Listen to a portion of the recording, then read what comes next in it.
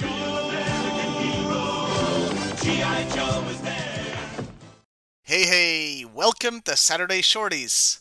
Last time, I listed 5 real-world military vehicles that I thought would have made good G.I. Joe toys. Today, I want to do the same thing but with military aircraft. So here's 5 real-life aircraft I think would make good G.I. Joe toys. Like last time, this isn't a ranking, the list is in no particular order. First up is a classic. We've all seen them thanks to various movies and TV shows about the Vietnam War. The Bell Huey. It may be the most recognizable helicopter in the world. Well, apart from Airwolf, maybe. I think they didn't make this a G.I. Joe toy because it was a little old-fashioned, and G.I. Joe was always a bit futuristic. Still, it would have been neat to see. And being really old is probably also the reason they never made the next entry a Joe toy.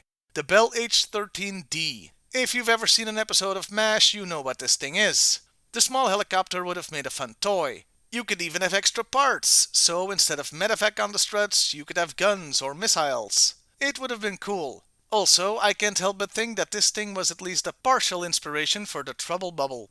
Next is the Boeing Sikorsky Ra-66 Comanche. This helicopter does exist, but only as a few working prototypes, since the project of a stealth helicopter ended up getting cancelled. G.I. Joe has used prototype real-world vehicles before, and this thing looks futuristic enough that it would fit in perfectly. Also, it has RA right there in the name. Though it stands for Reconnaissance and Attack Helicopter, not Real American Hero.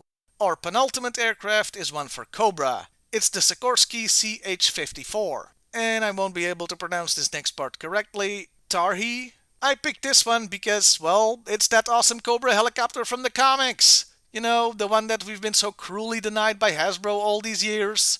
Did you know that it was based on a real thing? I didn't, which makes it even more baffling why it was never a toy. It should have been. And finally, I give you the Convair XFY-1.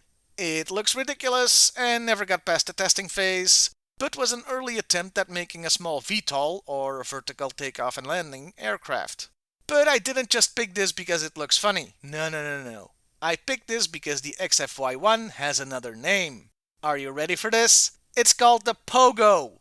Yeah, this thing, made in 1954, may very well have partially inspired the Cobra Pogo. And that alone makes it worth including on this list. And there you have it, 5 military aircraft that could have been G.I. Joe toys, at least according to me. If you know of any others, do let me know in the comments below.